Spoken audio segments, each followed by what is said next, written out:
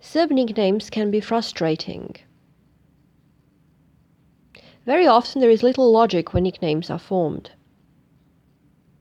Most nicknames in Serbia are derived from first or last names. Nicknames are usually shorter than names, but not always. Diminutive nicknames have more letters than actual names. Sometimes nicknames become legit first names. In English language, the good example is Larry and Lawrence. Larry used to be nickname for Lawrence, but over the years Larry became actual name. How are Serb nicknames formed? One rule says that nickname is made out of first two letters of the name and suffix le. Georgi is nicknamed Đole, Novak Nole, Dušan Dule. Most names inspire several nicknames. Dušan can be called Dule, Duca, Duki, Dulence, Duško. Some nicknames take letters from the middle. Dragan is nicknamed Gaga. This has nothing to do with American singer Lady Gaga or English slang for crazy or foolish. Serbs are often nicknamed after their last names. A man with last name Lazić can be called Laza. This sometimes applies to women too. Serb singer Aleksandra Prijović is sometimes called Prija by the press.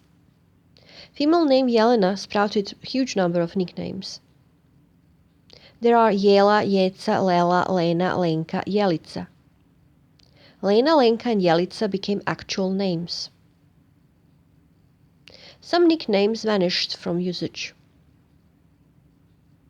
Maria used to be called Mara. Today, Maria is usually nicknamed Maya instead of Mara. There are also nicknames with unknown origin. The last Serb Hajduk type of outlaw was nicknamed Čaruga. We don't know why he was called Čaruga or what it means. Some people use nicknames so often that rarely anyone knows their real names. This is especially common among criminals. Everyone in Serbia have heard of Knele. But few can connect one Aleksandar Knežević to the nickname Knele. Knele was killed in 1992, aged 21. Almost all famous people in Serbia had nicknames. Politician and magazine editor Jaša Tomić was in fact named Jakov. Jaša's bitter rival was Misha Dimitrijević. Misha is usually nicknamed for Mihailo, but I couldn't verify Dimitrijević's actual name. Misha is written on his gravestone. Diminutive is usually formed by adding suffix ica. Branka becomes Brankica, Milka Milkica, Vera Verica. But these nicknames can become official names. I had teachers named both Vera and Verica. Milica is among most popular baby names in Serbia. Sometimes nicknames describe person's physical appearance. Famous Serb basketball player Radivoj Korać was nicknamed Ručko because of his blonde hair. Ručko is derived from word žut, which means yellow in Serbian. Female nickname Bucka means fatty. I find this to be insulting, but some women actually call themselves Bucka. This is similar to American actor Fatty Arbuckle. Beba is a very common nickname and means baby. Beba Lončar is famous Serb actress. Political advisor Vladimir Popović is called Beba Popović. What about nicknames among Serb historical figures? Medieval Serb king Stefan Uroš III is better known as Stefan Dečanski or simply Dečanski. Nickname Dečanski is derived from the monastery Dečani that Stefan built. His son was known as Dušan Silni, English Dušan the Mighty. Sadly, his grandson was Uroš Nejaki, English weak or not strong. Self-proclaimed Serb Emperor Jovan Nenad was nicknamed Fekete Ivan by Hungarians. Jovan is Serb equivalent of English name John and Slavic name Ivan. Fekete means dark in Hungarian. It is said that Jovan Nenad had dark birthmarks starting at his temple and going down his whole body in straight line. The leader of first Serb uprising was Đorđe Petrović, nicknamed Karađorđe. Karađorđe is derived from Turkish word kara, which means black. Karađorđe translates as Black George or Black George. Ottomans called him black, meaning dangerous. The leader of second Serb uprising, Milošević, is often called Veliki. Veliki means great. The last Obrenović king, Alexander, was called Sasha by his mother.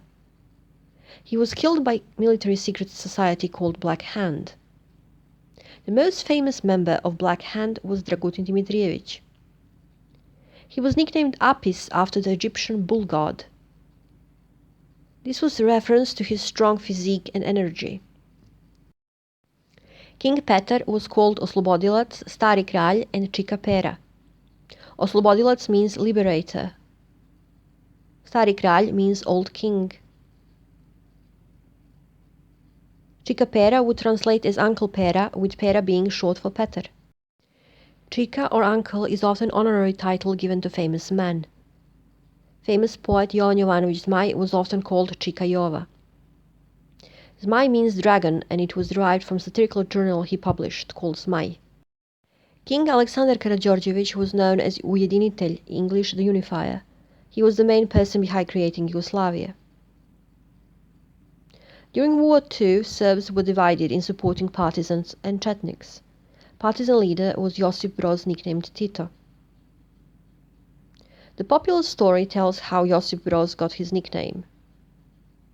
He would walk among his fighters giving order Tito and pointing. Tito translates as you do that. Tito's fans after the war coined nickname Tile. But Tile was less used than nickname Tito. Leader of Chetniks Dragoljub Mihailović was called Draža. Draža was common nickname for every Dragoljub, Dragoslav or Dragomir. But today, nickname Draža is usually reserved for Mihailović. He was also called Čiča Draža or simply Čiča. What is the difference between Čika and Čiča, since both mean uncle? Čika is softer and nicer word than Čiča. Čiča has more authority and strength. Calling Draža Čika would be like mockery. Today, Čika is often used by kids to address adult male family friends, including their mother's boyfriends. Adult female family friends, including father's girlfriends, are usually called teta or tetka, which means aunt. Side note, I would want to thank my parents for remaining married and sparing me all Čika and teta nonsense. Now, back to the main topic.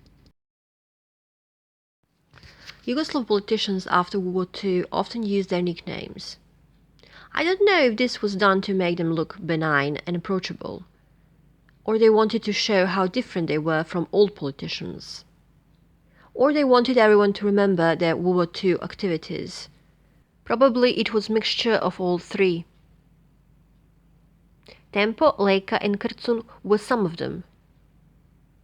Tempo was Svetozar Vukmanović, Leka was Aleksandar Ranković, and Krcun was Slobodan Penezić. When Slobodan Milošević started his political career, he was called Sloba. Sloba is usual nickname for Slobodan. Slobodan means free in Serbian. This name was extremely popular during and after World War II. Milošević supporters would chant Sloba Sloboda, which translates as Sloba freedom. Milošević opponents replaced letter S with Z and called him Zloba. Zloba means malice in Serbian. Milošević was also called the promising boy. This needs extensive explanation. In 1981, Yugoslav movie Dečko koji obećava was made. Dečko koji obećava translates as the promising boy. The main character is a young man named Slobodan Milošević. This Slobodan has promising future he almost ruins by behaving badly. In 1981, real-life Slobodan Milošević was only starting his political career. People behind the movie The Promising Boy said they chose the name accidentally. Still, some started calling Milošević the Promising Boy in mockery. Interesting detail is that movie Slobodan is nicknamed Boban. Slobodan can be nicknamed Sloba, Slobica, Boban, Boba, Boda. Milošević's wife Mirjana Marković also earned mocking nicknames. Mirjana was also a common name during War II and afterwards, since it derives from the word mir. Mir means peace in Serbian. Mirjana Marković was usually called Mira, which is a common nickname for Mirjana. Her opponents called her Cvetokosa and Baba Jula. Cvetokosa means flowery hair. Mirjana liked to put flour in the hair, mimicking her mother, who was killed by the Gestapo during War II. Baba Jula means Grandma Jula. Jula is nickname for Juliana, so why was Mirjana called Jula? Mirjana Marković had her own political party called JUL. JUL stands for Jugoslovenska Levica, English Yugoslav Left. Mirjana Marković was seen as the embodiment of her party, so Jula comes from JUL. Assassinated Prime Minister Zoran Đinđić was often called Zoki. Zoki is usual nickname for Zoran. Current Serb politicians have many insulting nicknames given to them by their opponents. None of them earned endearing nicknames, which says a lot. My advice for the foreigners is to be careful when using Serb nicknames. You might insult a person without realizing it. Joka used to be usual nickname for George 100 years ago. But today, Joka is Serb slang word for penis.